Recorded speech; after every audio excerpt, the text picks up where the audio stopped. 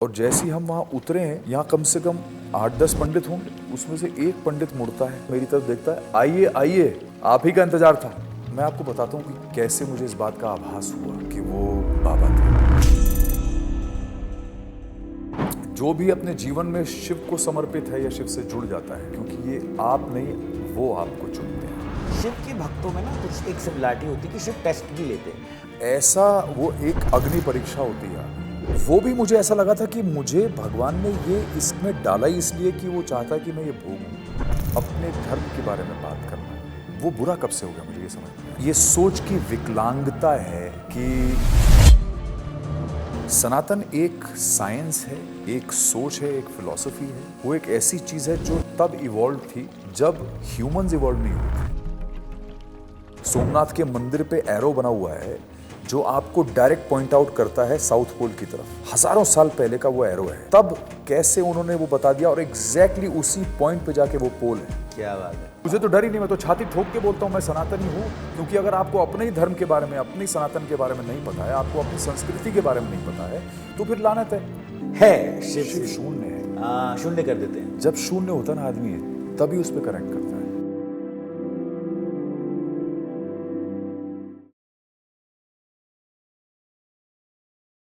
क्योंकि ये uncensored with Shardul है, जहां पे मैं हमेशा अनसेंसर्ड बातें ही करता हूं। जब हम अपने गेस्ट को बुलाते हैं तो जनरली ना हर पॉडकास्टर ये सोचता है कि किसको बुलाएं, कौन होगा इंटरेस्टिंग, कौन व्यूज लाएगा। लेकिन मैंने जब इनको कांटेक्ट किया, मैं इनको बहुत ऑनेस्टली बोला कि भाई देखो, आप स्टार तो बहुत बड़े हो, लेकिन मुझे आपका वो फैसेट जिससे मुझे बहुत प्रेम रहा है, जिस डेटी से, उसके बारे में बात करनी है। And that is why I decided कि ये शिवरात्रि स्पेशल हमारा होने वाला है। And who better to talk about Shiv than someone who is a Shiv भक्त हिमसेल्फ। ऑब्वियसली आप उन्हें बहुत प्यार करते हैं, बहुत पॉपुलर एक्टर मानते हैं, पर मेरा इनकी तरफ खिंचाव ही हुआ because of Shiv. Are you proud of being a Shiv भक्त सुधांशु, या you would rather be happier that people know me as Sudhanshu?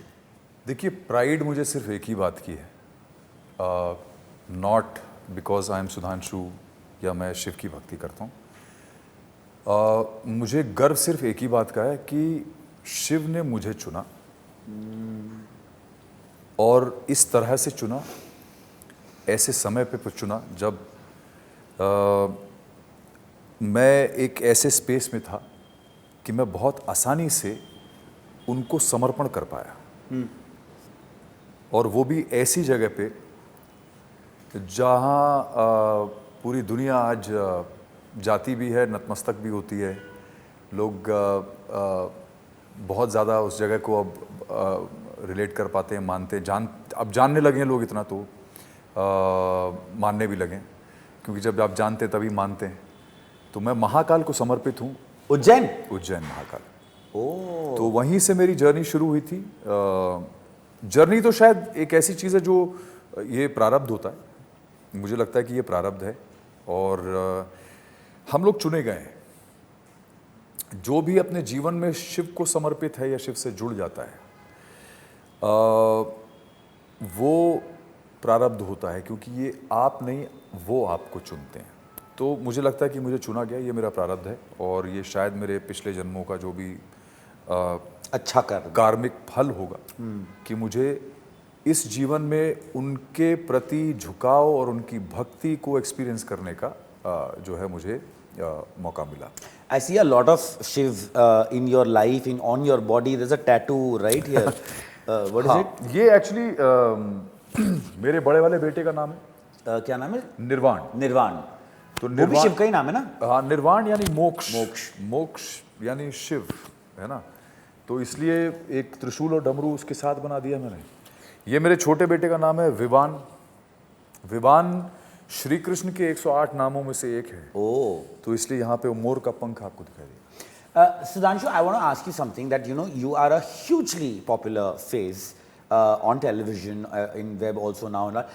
But there was a time you have seen very early fame in life, like जब लोगों को पता भी नहीं था कि फेम क्या होती है. You were literally a pop star. There was also a very big period of being in not limelight. Yeah, of course. And then coming back. Yeah. मैंने सुना है, पता नहीं, correct me if I am wrong, कि शिव के भक्तों में ना कुछ एक सिमिलरिटी होती है कि शिव टेस्ट भी लेते हैं, और किसी ने मुझे एक बार बहुत ब्यूटीफुली कहा था कि वो आपकी डिजायर्स पूरी करते हैं, पर तब जब आप उन डिजायर से ऊपर हो जाते हो देन यू आर लाइक अब मुझे नहीं चाहिए. You know, when an actor goes through early fame or a star goes through early fame and then goes through not being so well, does spirituality help? Spirituality एक ऐसी चीज़ है जो मेरे लिए obviously you start to understand spirituality at a certain point in your life, at a certain time in your life. जब ज़िंदगी आपको ऐसे दौर से गुजारती है, या मेरा मानना है कि जब लाइक यू सेड कि जो शिव के भक्त होते हैं या जो शिव को समर्पित हैं या जिनसे शिव जुड़े हुए हैं, वो उनको एक टेस्ट के थ्रू तो निकालते हैं. तो मुझे ऐसा लगता है कि मेरे भगवान ने मुझे ऐसी चीज़ों से मतलब मेरा ऐसा फेज़ मैंने देखा है, और एक बार नहीं, दो तीन बार, कुछ तो 4 साल के लिए देखा मैंने. ये फेजेस जो होते हैं ना, वो एक अग्नि परीक्षा होती है आपकी, और वो ऐसी अग्नि परीक्षा होती है कि अगर उससे आप गुजर गए और निकल आए तो फिर वो उंगली पकड़ के चलाते हैं. लेकिन मुझे ऐसा लगता है कि मैंने जो अग्नि परीक्षा दी, जो सबसे पहले जहाँ से मेरी जर्नी और ज़्यादा प्रोफाउंड हो गई, जो और ज़्यादा गहरी हो गई, वो भी मुझे ऐसा लगा था कि मुझे भगवान ने ये इसमें डाला ही इसलिए कि वो चाहता है कि मैं ये भोगूं, और ये भोगूं और भोग के वो बन जाऊं जो आज मैं हूं. ठीक है ना. एंड आई थिंक उस पीरियड ने मुझे वो बनाया जो मैं आज हूं, मेरे विचारों को वो बनाया जो मैं आज हूं, मेरी सोच को वो बनाया जो मैं आज हूं. So when you said 4 साल का period, what was your lowest point? It was मैं हालांकि आज ये पॉडकास्ट उस सब्जेक्ट पे नहीं, but I had a very horrific panic attack in around 2007 or something like that. I think around that time. And it just took me spiraling down into a very, very, very deep chronic depression in a matter of few minutes. It was that bad. So, and it took me 4 years to come out of it without medication though. I didn't use any medication. Wow. I just used one medicine, which was dhyan and puja. तो ये इसमें किसने आपको initiate किया, किसने बोला कि ये करो? क्या होता है ना, मैप जो है ना वो पहले ही बन जाता है. ठीक है ना, रोड मैप पहले से ही बना होता है, वो बना हुआ है और डेस्टिनेशन आपकी पहले से डिसाइडेड है. लेकिन उस रास्ते से जब आप गुजरेंगे ना, तो वो रास्ता जो है वो कई जगह पे आपको आग में से निकालेगा, फिर कहीं से पानी से निकालेगा, कहीं पहाड़ पे चढ़ाएगा, फिर एकदम नीचे भेजेगा. वो जो है ना, वो प्रारब्ध है और वही आपको निखारता है. तो मुझे मेरे जीवन में ऐसे समय ने मुझे बहुत निखारा है, और मेरी जितनी भी इंटरनल इनवर्ड जर्नी शुरू हुई वो सिर्फ उस पीरियड से शुरू हुई. और वहाँ से मेरी जो एक जो विचारों का जो दायरा होता है ना, वहाँ से खुला. और उसके बाद फिर मैं वो बनता गया जो आज मैं बना हूँ. या आज अगर कोई मुझे, जैसे आपने बोला कि आपको पॉडकास्ट के लिए ये ख्याल आया कि यार मैं सुधांशु का जो पॉडकास्ट है वो महाशिवरात्रि पे, ये मेरी अर्निंग है और ये मेरी कार्मिक अर्निंग है. ये ऐसा नहीं कि मैंने कुछ डेलिब्रेट अटेम्प्ट्स किए हैं ऐसा बनने के लिए, ऐसा कुछ नहीं है. ये सब पूरा प्लान होता है. ये आपको समझ में आता कि यार ये मेरा प्रारब्ध है, मेरा गुड लक है कि मैं ऐसा इंसान हूँ जिसके विचार ऐसे हैं, जिसकी सोच ऐसी है, जिसके दिल में ऐसा भाव है, मन में ऐसा भाव है. ये मेरी बहुत बड़ी मुझे लगता है मेरी खुशकिस्मती है, मेरी किस्मत अच्छी है कि मेरे विचार ऐसे हैं. क्योंकि इस फील्ड में, इस इंडस्ट्री में, इस माहौल में, इस शहर में आपको सरवाइव करना बहुत मुश्किल होता है. और ये सिर्फ मेरे लेवल के लोगों के लिए बात नहीं कर रहा हूँ, मैं हर लेवल के, जो मुझसे नीचे या मुझसे ऊपर है. अमिताभ बच्चन जैसा महानायक, उसने भी ऐसा समय देखा जब उनके दोनों घर कुड़क हो गए थे. कुछ भी नहीं बचा था, ख़त्म थे वो, राइट। पर he is a fighter, is a survive, he survived. तो वो उनका प्रारब्ध था, वो निकले होंगे। अब पता नहीं उसके, मैं उनको जानता नहीं हूँ इतनी अच्छी तरह से, मुझे पता नहीं है, तो मुझे पता नहीं कि उनके मन में कितना बदलाव आया होगा, कैसे उनके भाव बदले होंगे, कैसे उनके विचार बदले होंगे, सोच बदली होगी, क्या क्या चीज़ें उन्होंने जीवन में उसके बाद करनी शुरू की होंगी, कि भगवान से जुड़े होंगे या किस तरह से वो इवॉल्व हुए होंगे। तो वो एवोल्यूशन जो है ना, वही वही आपका प्रारब्ध है, जो एवोल्यूशन होता है एज अ ह्यूमन बीइंग। वही चीज़ मेरे साथ हुई और मुझे लगता है कि I am very very blessed, really blessed. That's you are. But भाई मुझे एक बात बताओ कि you know most people and I tell you why I am happy that you are talking about Shiv and, क्योंकि क्या है ना, आजकल मैं देखता हूँ there is a huge part of our young generation, because इसमें कुछ तो ब्लेम यूट्यूबर्स का भी है कि यू नो भक्ति या डेटी या भगवान को छोड़ के हम लोग काला जादू और तंत्र और ये सब की इतनी बातें कर रहे हैं that the youth has become a little averse to that kind of spirituality and the essence of Hinduism और शैविज्म या जो भी है वो घूमता जा रहा है। So when a popular person does it, it's a great thing, लेकिन उसके साथ एक रिस्क भी आती है कि जब आप एक एक्टर होते हैं, जब आप एक स्टार होते हैं, तो आप अपने रिलीजियस व्यूज अगर फ्लॉन्ट करते हैं तो there is slight sense of you know अंधभक्त या नेशनलिस्ट, जो बहुत सारे लोगों को बोला गया है। You are not the only one, चाहे वो आदित्य धर हो, यानी गौतम हो, कितने ऐसे लोग हो जिनको इस बात के लिए क्रिटिसाइज भी किया जाता है। Why do you think that happens and what is your take on that?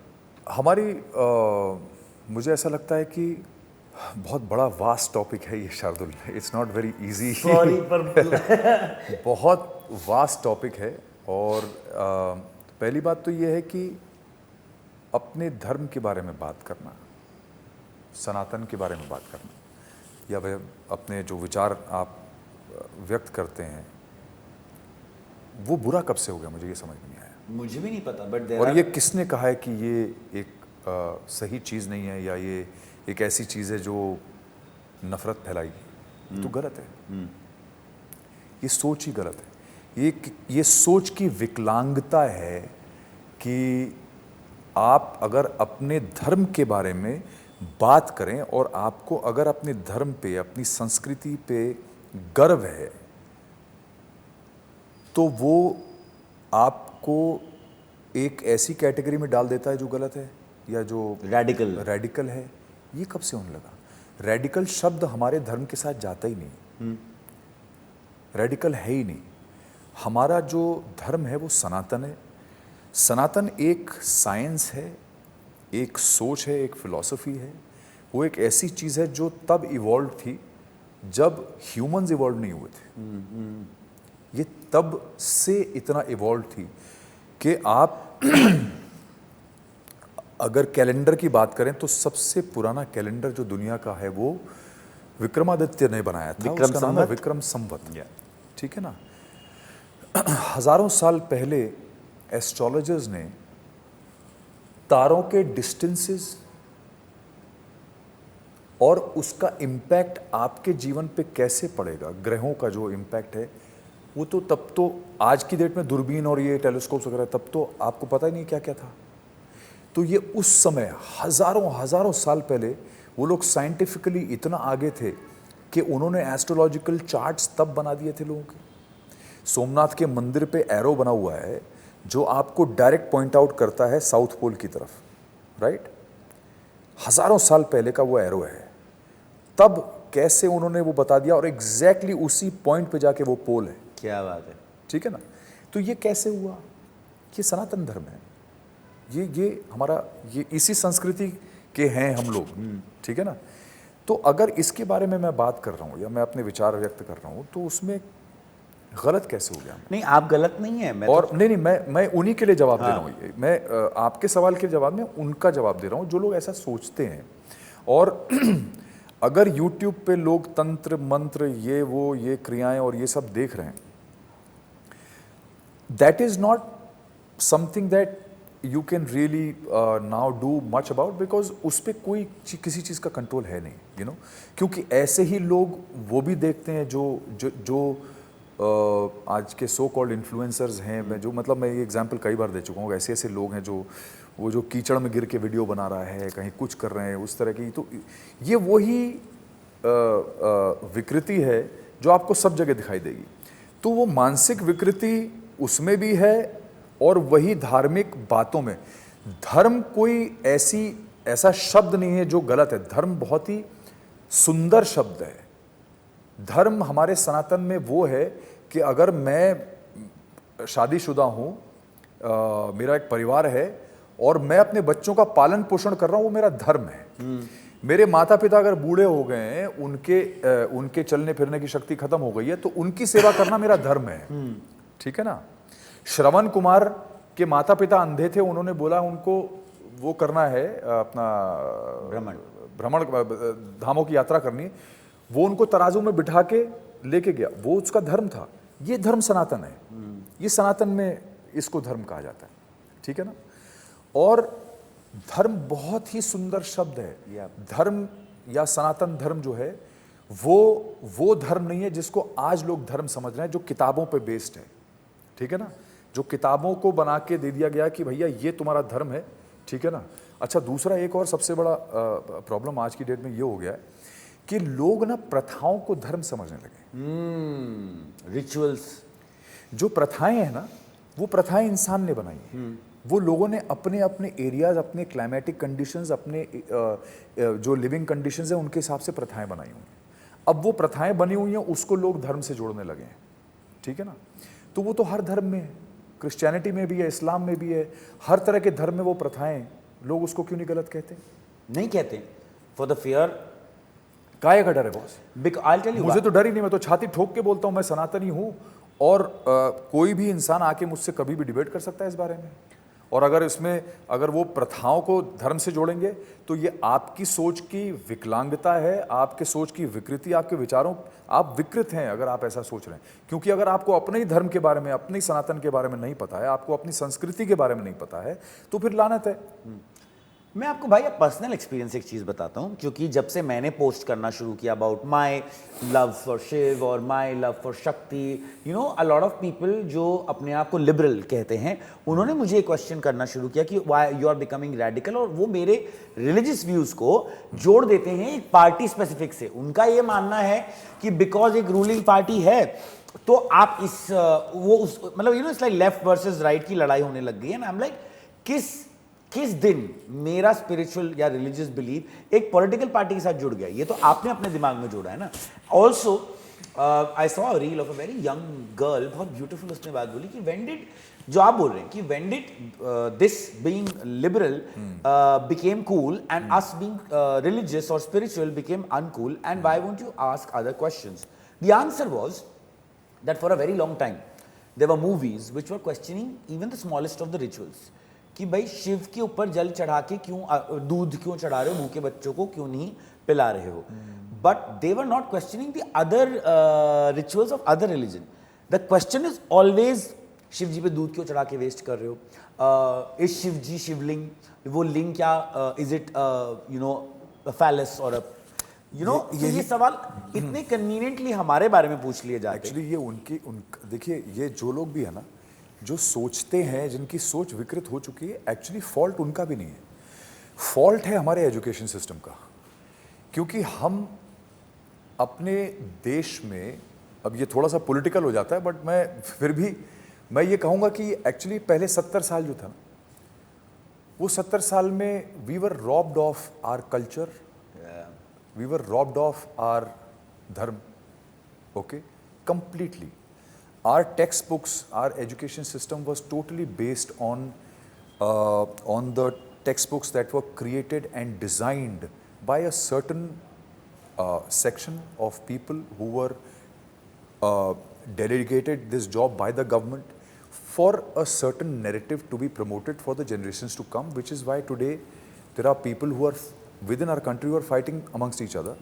क्योंकि कुछ लोगों ने अपने धर्म से जुड़ने की सोची है, तो कुछ लोग उन किताबों पे बेस्ड अपने ओपिनियंस और अपने विचारों को रखते हैं, और उसी में विचारों की यहाँ पे लड़ाई हो जाती है, जबकि उसकी ज़रूरत नहीं पड़नी चाहिए थी। अगर हम इसी तरह से गुरुकुल प्रणाली से पढ़ते आ रहे थे तो आज हम सभी बहुत विद्वान होते हैं, हमको साइंस का भी बहुत अथाह ज्ञान होता और हमको आध्यात्म का भी बहुत मतलब आध्यात्म मतलब हम लोग अध्यात्म को जी रहे होते यू नो। तो हमारा आप सोचिए कितनी पीसफुल कंट्री होती, क्योंकि आध्यात्म और सनातन तो ये सिखाते ही नहीं ना कि आपको लड़ने की ज़रूरत है। वो आपको फ्रीडम देता है कि आपको जिसमें विश्वास करना है, आप जिसको पूजना चाहते हैं आप उसको पूजिए, है ना। तो हमारे देवताओं के अलग अलग रूप हैं, आपको जिसको, यहाँ पे तो ये कहा ही नहीं गया ना कि आपको इसी को मानना है। आप शिव की पूजा करना चाहते हैं, आप शक्ति की पूजा करना चाहते हैं, आप कृष्ण की पूजा करना चाहते हैं, आप महात्मा बुद्ध की पूजा करना चाहते हैं, आप विष्णु की पूजा करना चाहते हैं, आप गणपति की पूजा करना चाहते हैं, कार्तिकेय की करना चाहते हैं, आप वासुकी को पूजना, आपको जिसको पूजना है आप पूजिए।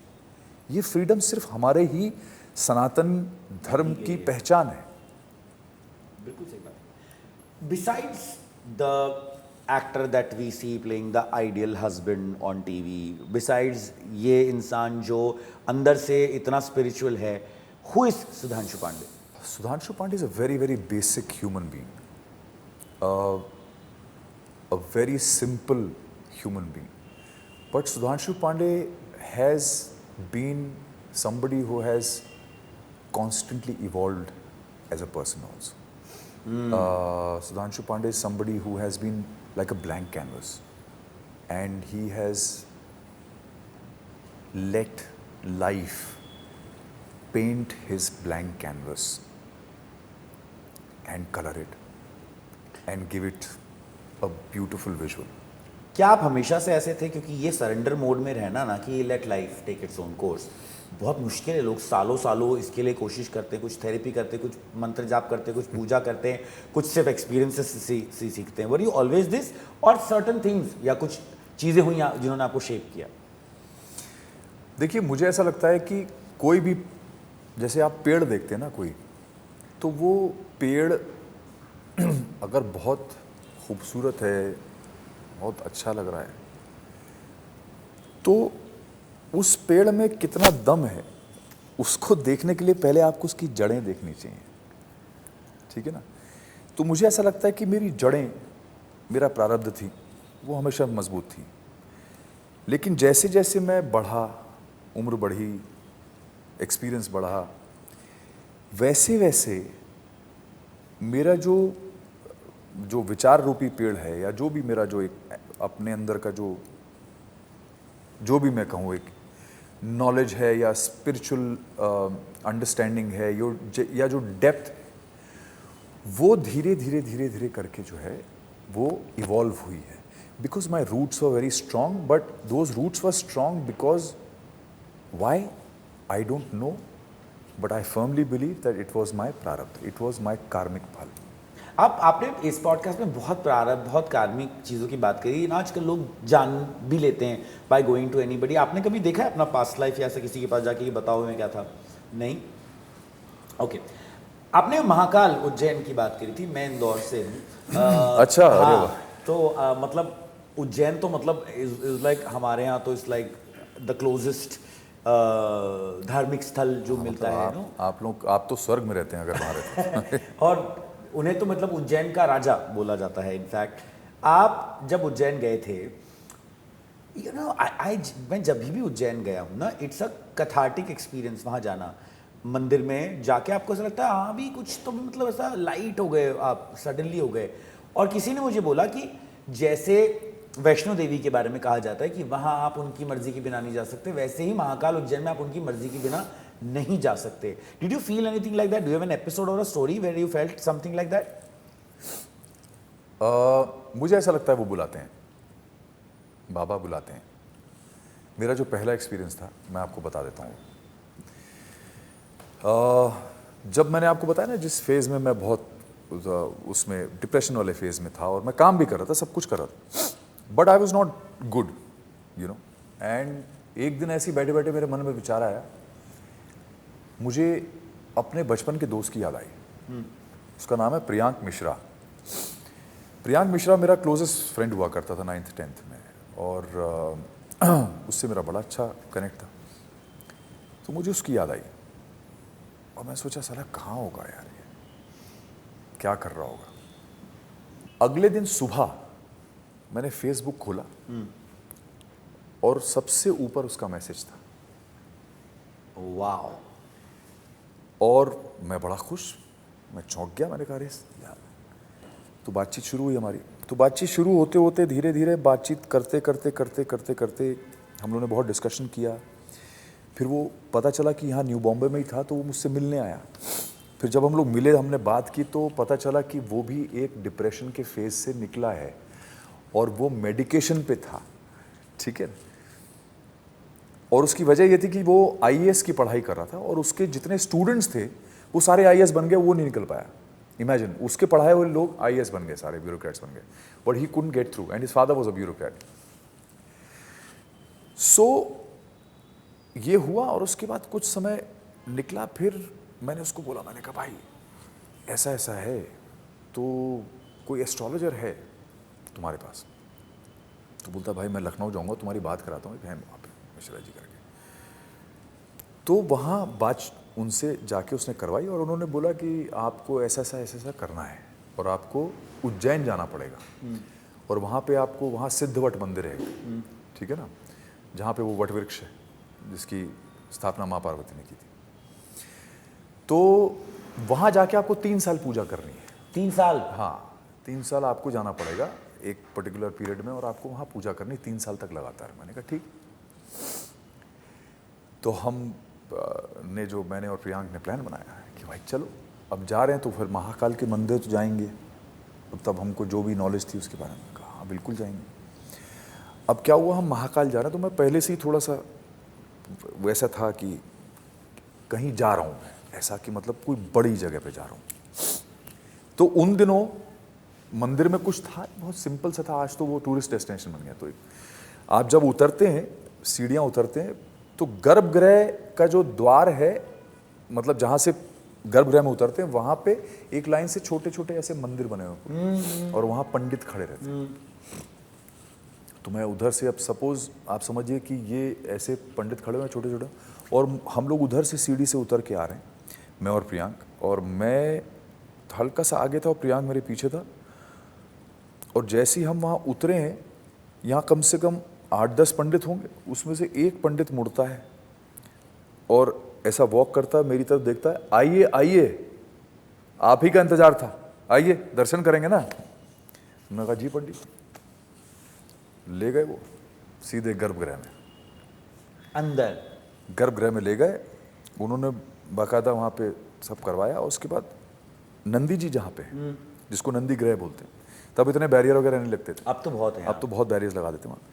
तो नंदी जी के पास में बैठ के उन्होंने एक पूरा एक प्रॉपर वहाँ पे एक बढ़िया अभिषेक वगैरह सब करवा दिया। लकी आ रही। अब क्या हुआ कि वो सब हो गया और पंडित जी प्रणाम वनाम करके हम निकल लिए। वो दिन है और आज का दिन है। वो पंडित मुझे वहाँ दोबारा दिखाई नहीं दिए। क्या बात करें। और सालों साल मैंने बाकी सारे हर पंडित को देखा, वो नहीं दिखाई दिए। और मैं आपको बताता हूँ कि कैसे मुझे इस बात का आभास हुआ कि वो बाबा थे जिन्होंने मुझे बुलाया था वहाँ पे, और उसका पर्पस बहुत क्लियर है, वो भी मैं आपको बताता हूँ।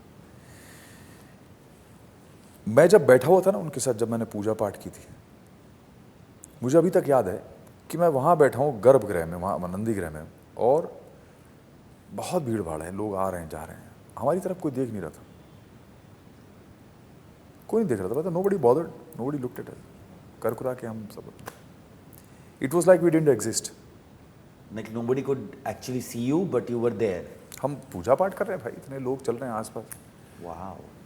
तो मुझे जितना मेरी याददाश्त में है, मुझे ऐसा लगता है कि वो बाबा साक्षात प्रकट होके मुझे, उन्होंने वहाँ वेलकम किया और मुझे ऐसा जोड़ा, और मुझे उन्होंने अपना विजिटिंग कार्ड बना दिया वहाँ का। So cute.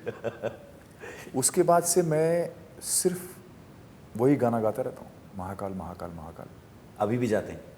हाँ, तो जाते ही रहते हैं। क्या आपको ऐसा लगता है कि आपकी लाइफ में जो सक्सेस आपको अभी मिला, जो कमबैक आपका हुआ, यू नो लाइक दे से बहुत कम लोग होते हैं जिनका comeback is even stronger than their first stint. You were popular in your young age, but the comeback was a comeback. How much of it आपको लगता है कि ये बाबा की वजह से? नहीं, मैं तो सब कुछ बाबा जी की वजह से. मुझे लगता है कि सिवाय मतलब बिना उनके तो कुछ भी पॉसिबल नहीं है. मुझे ऐसा लगता है कि मेरा पूरा जीवन जो है ना, क्योंकि मुझे ऐसा लग रहा है कि मेरा भाव जो था ना उस टाइम पे समर्पण का था. तो जब मैंने अपने आप को समर्पित कर दिया ना, तो मुझे ऐसा लगा कि उसके बाद से जीवन की डोर जो है वो उनके अपने हाथ में आ गई. तो वो मुझे उंगली पकड़ के चलाते रहते हैं अब.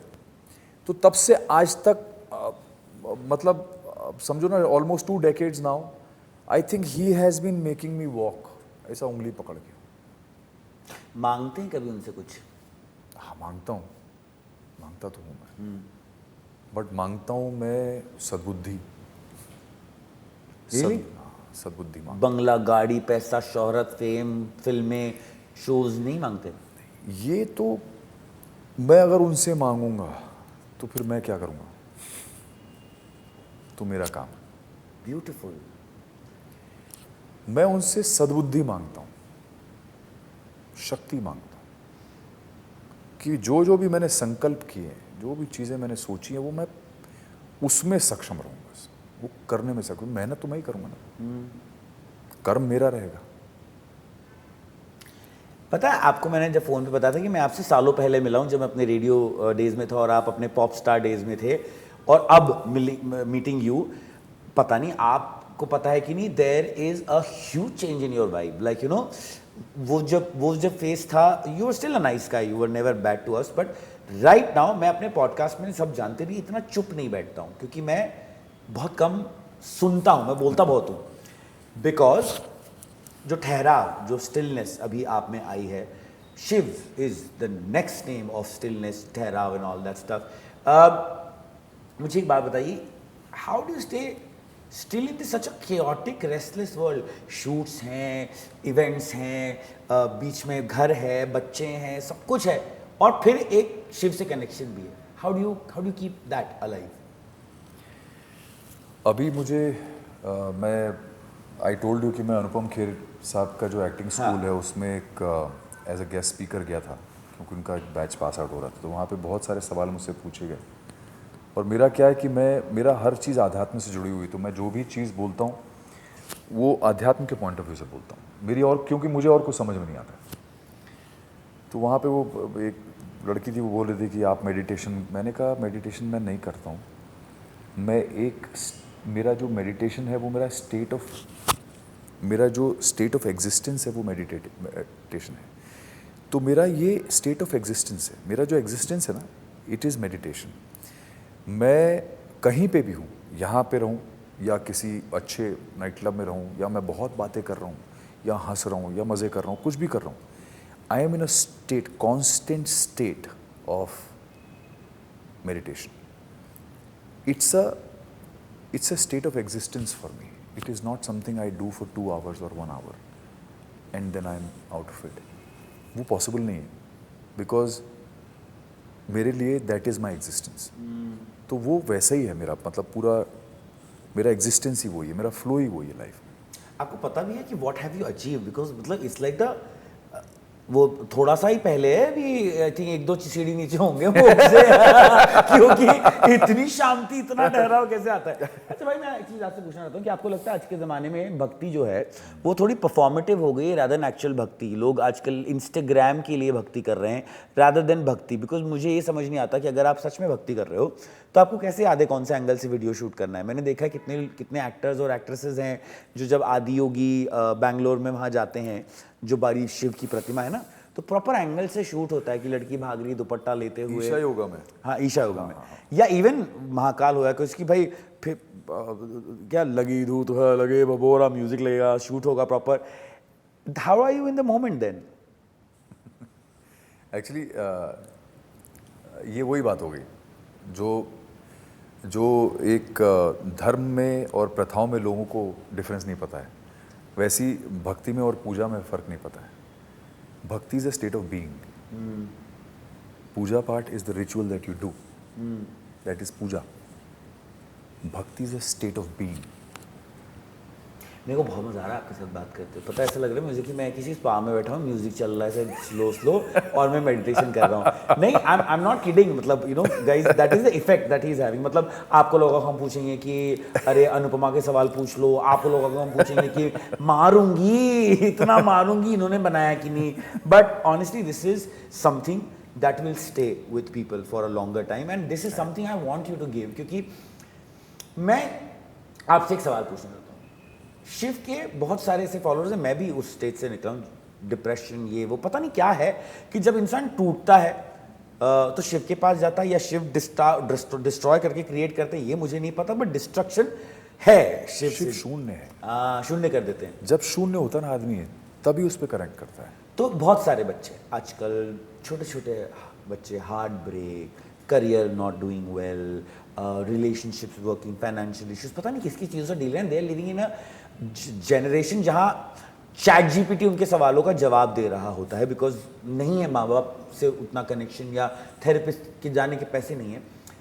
Anybody who wants to experience the shanti, the magic of Shiv, कोई एक ऐसी चीज़ बता दो उनके लिए कि वो सब एक्सपीरियंस कर पाएं, क्योंकि this is the rarest thing जो आपको कहीं नहीं मिलती है। नो, आपको पैसा मिल सकता है, आपको फेम मिल सकता है, आपको मिला भी है, बट शांति तो आपको शिव में ही मिली ना। How can people get it?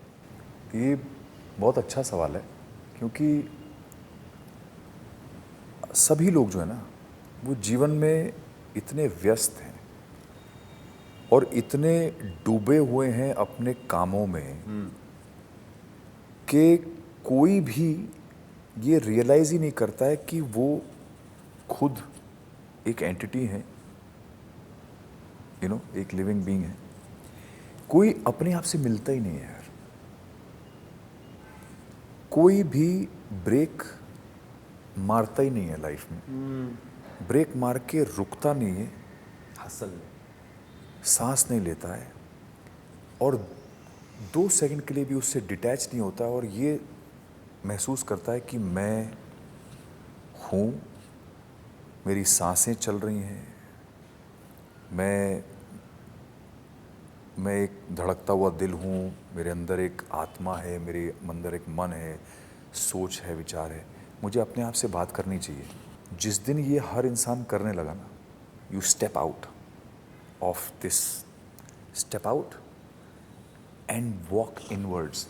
The day you start doing that, you'll find Shiv. He's there. He's there.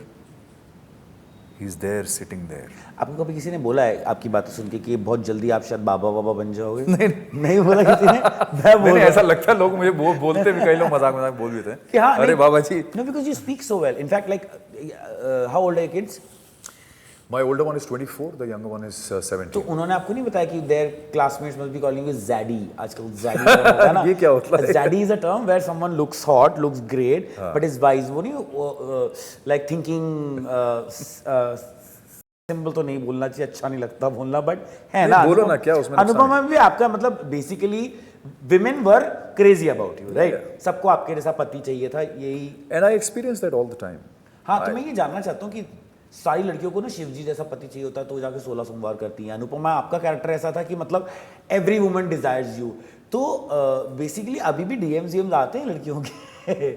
मुझे तो ये एक्चुअली ये चीज़ तो शुरू से ही चल रही है, because I think what happens is your reputation precedes, right. तो मैंने अपना करियर शुरू किया था as a model, right, when in 1994 when I started as a model, and मेरा पहला ही कैंपेन जो था वो इतना बड़ा हिट हो गया था कि I was in the top 3 names of the country that time. 1995 में मुझे best male model of the year award मिल गया था। उस वक्त कैबिनेट मिनिस्टर थे, क्या नाम था उनका, सलमान खुर्शीद, तो उन्होंने दिया था। And suddenly from a middle class family, one boy कहीं छोटे शहर से, नैनीताल से आके, I was thrown in the big sea of fashion, you know. तो मैं और and I had the top most people of the industry talking about me, and you know, बोल रहे हैं सब, ऐसी ऐसी चीज़ें बोल रहे हैं कि मैं क्या बताऊँ। तो I have experience that right from the beginning of my career, where women, girls, younger, older, they've always, I've always had that thing कि you're so good looking, yaar. You're so hot, man. You know, you're so desirable. ये सब लगातार चल रहा है मेरे जीवन में, and I'm lucky that even today people say, I mean, I get the same reactions from people. My thing is that it gives me happiness that people think like that about me. But I've never taken that seriously in my life. क्या बात कर रहे हो? Never. अब बाकी actors तो अभी तक जाके मतलब अफेयर फिर करके आ जाते हैं. नहीं, देखिए वो अफेयर होना और या कुछ भी होना यू नो, अफेयर हो चाहे जो the so called one night stands और यू इंडल्ज विद समबडी और you know, all those things are very I would say they're all very superficial things, you know. ये मतलब कुछ लोगों के लिए हो गई तो अच्छा है, नहीं हुई तो भी अच्छा है, थोड़े मज़े कर लिए, थोड़ा ये जीवन है, जीवन को जीना चाहिए. आपको नहीं फर्क पड़ता? नहीं, मुझे मैं हो सकता है आज से 15 साल पहले अगर आप क्वेश्चन पूछ रहे होते तो मेरा जवाब थोड़ा अलग होता कि हाँ यार, यू नो, मज़े आते हैं, ये होता है. मुझे मज़े आते हैं, लेकिन ऐसा मज़ा नहीं जैसा लोग समझें. It makes me feel good. और मुझे ऐसा लगता है कि it's not just about my looks, I think it's also about the vibe that people probably feel from me, because people feel comfortable around me, people feel very relaxed around me, people feel, हाँ मैंने बोला ना spa type का feeling आया. हाँ तो वो ऐसा लोगों को फील होता है. एंड आई थिंक जो आपकी जो वैचारिक शुद्धता है, मैंने अभी आज भी किसी को उसमें बोला था मैंने कि जो वैचारिक शुद्धता है ना वो, अच्छा ये बड़ी इंटरेस्टिंग चीज़, मुझसे एक उसमें स्टूडेंट ने पूछा कि आप, बहुत ही रैंडम क्वेश्चन उसने, आप अपनी स्किन केयर के लिए क्या करते हैं? हाँ, क्योंकि स्किन तो अमेजिंग है भाई. तो मैंने कहा यार मैं कुछ नहीं करता हूँ. नहीं, मैं सच में कुछ नहीं करता हूँ. वो तो मैंने बाद में बोला, बट मैंने सबसे पहले उसका जवाब दिया. मैंने कहा वैचारिक शुद्धता समझते हो क्या? Like what's वैचारिक? तो वो थोड़ा सा he was taken aback, he didn't, तो उसको बाजू वाले ने समझाया. उसका वातावरण हो गया. उसका वातावरण हो गया था. तो उसके बाजू वाले ने उसको समझाया कान में कि वैचारिक प्योरिटी ऑफ थॉट्स. तो तब उसको ओ अच्छा, बट सर ऐसा नहीं. मैंने कहा नहीं, everything begins and ends here. आप जो है ना, जो आप दिखते हैं लोगों को, वो इसलिए दिखते हैं क्योंकि आपके मन की जो आवाज़ है वो अंदर ऐसी भयंकर रेजोनेट करती है कि उससे आपकी ऊर्जा बाहर निकल के आती है. ये है, सच होता है. सबसे बड़ा सत्य तो यही है. वाओ. मतलब इससे जिसको आप ऑरा बोलते हैं ना, ऑरा, हाँ. वही तो. ऑरा क्या होती है? वो आपकी ऊर्जा है. तो आपसे कोई झगड़ा नहीं कर पाता होगा ना, बिकॉज आप अगर कहीं बैठ जाते हो लोग ऐसे हो जाते हैं कि यार व्हाट्स अप ब्रो, चिल हो जाते हो. झगड़ा वगड़ा होता है आपका कभी? नहीं, कोई नहीं करता. अब तो नहीं होता है. बट मैं एक बात बताता हूँ आपको, because I spoke about evolving as a human being. In terms of my reactions and actions, I was not always this evolve. It's a journey, no. आप पैदा थोड़ी इवॉल्व होते हैं. आप पैदा होते हैं, फिर आप जैसे जैसे बढ़ते हैं आपका एवोल्यूशन वैसे वैसे होता है. तो मैं हमेशा सबको ये बोलता हूँ कि जिसकी भक्ति होती है ना, उसकी शक्ति भी होती है आपके अंदर. तो मैं जिसकी भक्ति करता हूँ उसी की शक्ति भी है मेरे अंदर कहीं ना कहीं. तो जितना मैं शांत हूँ उतना ही जब हटूंगा तो तीसरी आंख भी खुलती है. ऐसा नहीं कि नहीं खुलेगी, खुली है कभी? खुल सकती है, कहने का मतलब. Just letting you know. By the way, हाँ, खुल सकती है. नहीं, मैं कह रहा हूँ कि खुल सकती है. बट वो तब जब मुझे कोई ऐसी चीज़ एक्सपीरियंस हो जाए या कोई ऐसी चीज़ हो जिसमें मुझे लगे कि यार ये बहुत अनएथिकल चीज़ हुई. You know, it's very unethical and it's very wrong. तो जब कोई अनएथिकल चीज़ मैं देखता हूँ तो मुझे गुस्सा आता है. और आता है. I will not lie. I am a very peaceful person. I don't get angry. but when I see something unethical, I will make sure that I show my रौद्र रूप। हाँ, रौद्र मतलब ऐसा नहीं, बट शब्दों में मैं डेफिनेटली इतना तो बता दूंगा कि बॉस ये गलत है और ये नहीं होना चाहिए। बिकॉज इफ यू, अगर आप कुछ गलत होते हुए देखते हैं और उसके बारे में कुछ नहीं करते ना, तो आप भी उस गलत चीज में साझेदार हो जाते हैं। उतना ही, हाँ। आप भी उस क्राइम का हिस्सा बन जाते हैं। तो इट्स वेरी इंपॉर्टेंट। बट मैं ना before the closing I, because we spoke about Shiv and यार, मैं हमेशा लोग मुझे बोलते हैं कि तू इतना कैजुअली कैसे बात करता है शिव जी बोला कर। मैंने कहा यार मेरे को शिव बोलना है, मेरे को प्यारे लगते। मैं ना अगेन उसमें नहीं फंसना चाहता कि ये करूं वो करूं। To the youth, one quality about Shiv that one must अपनी लाइफ में लेकर आए जिससे उनकी लाइफ में भला हो, द जनरेशन जी से आप कहना चाहेंगे, what is that quality? A balance of attachment and detachment. तो ये कैसे करें? यही तो प्रॉब्लम है कि मुझे मर्सिडीज चाहिए पर मुझे कल नहीं भी मिलेगी तो चलेगा, ऐसा नहीं। तो शिव बैरागी हैं, आप जानते हैं। हाँ।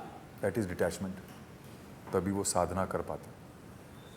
और शिव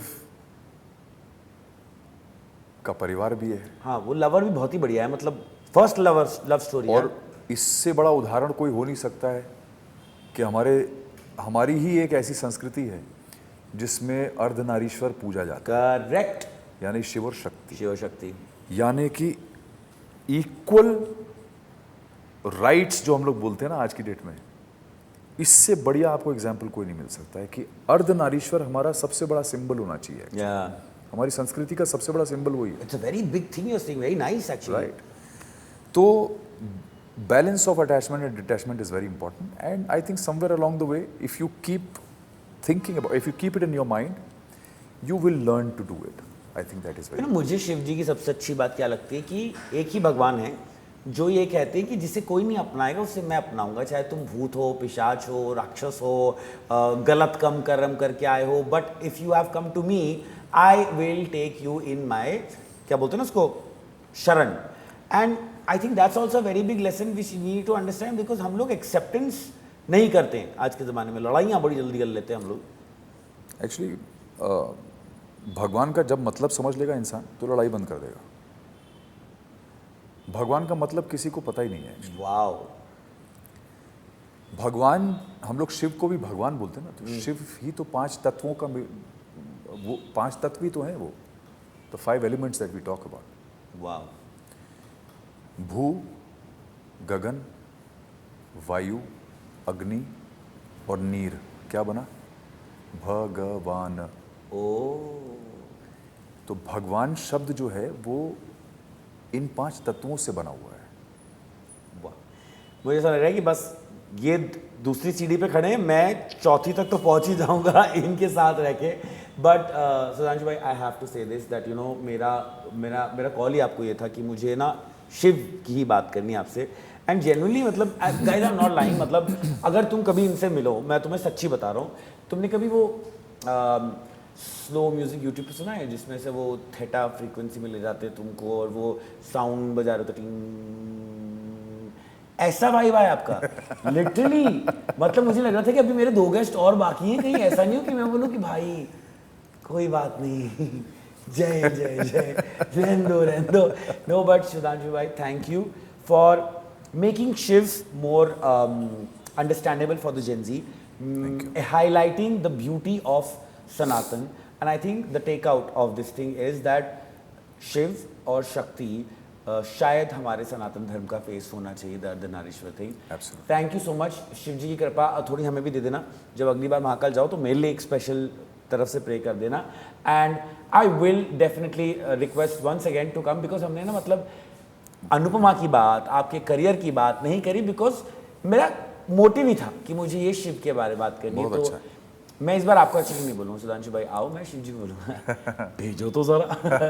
थैंक यू भाई, थैंक यू सो मच। जय महाकाल। जय Mahakal. Alright guys, if you are also a Shiva lover, या तुम्हें भी सनातन से बहुत प्यार है एंड तुम्हें आज का ये एपिसोड अच्छा लगा, चलो अगर बुरा भी लगा, तुम्हें कोई बात बुरी लगी, तुम्हें अच्छी नहीं लगी, let us know, because as I said everything is welcome यही तो शिव ने भी सिखाया है ना, अनसेंसर्ड विद शार्दुल के अगले एपिसोड में।